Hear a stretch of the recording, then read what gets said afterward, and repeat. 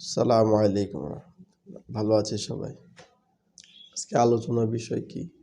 যে মানুষের সাথে উত্তম আখলাক দেখানো। কেন?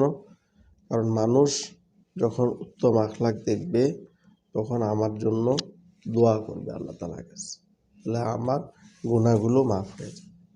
আমি যদি মানুষের সাথে খারাপ আচরণ করি তাহলে কি মানুষ আমাকে মহব্বত করবে? এজন্য আমি মানুষের সাথে দেখা হলে সালাম দিব, মুসাফা করব, জিজ্ঞাসা করব কেমন আছেন, পরে মেহমানদারি করব, আদর করব, খেদমত করব। ঠিক আছে? তার ইচ্ছাগুলো আমি পুরা করার জন্য চেষ্টা করব। তাহলে আল্লাহ তাআলা খুশি হবে, গুনাহকে মাফ করে দেবে। বুঝতে পেরেছি? পানি যেমন ফ্রিজের থেকে সাদা বরফ পানি যদি ঢেলে দেই তাহলে একদম মিলে যায়, ঠিক সেম এরকম যে কোনো ব্যক্তি যখন মানুষের সাথে ভালো আচরণ করবে, আদর করবে, সালাম সাফা করবে, তো গুনাহগুলো এইভাবে একদম শেষ হয়ে যাবে। বুঝতে পেরেছি সবাই?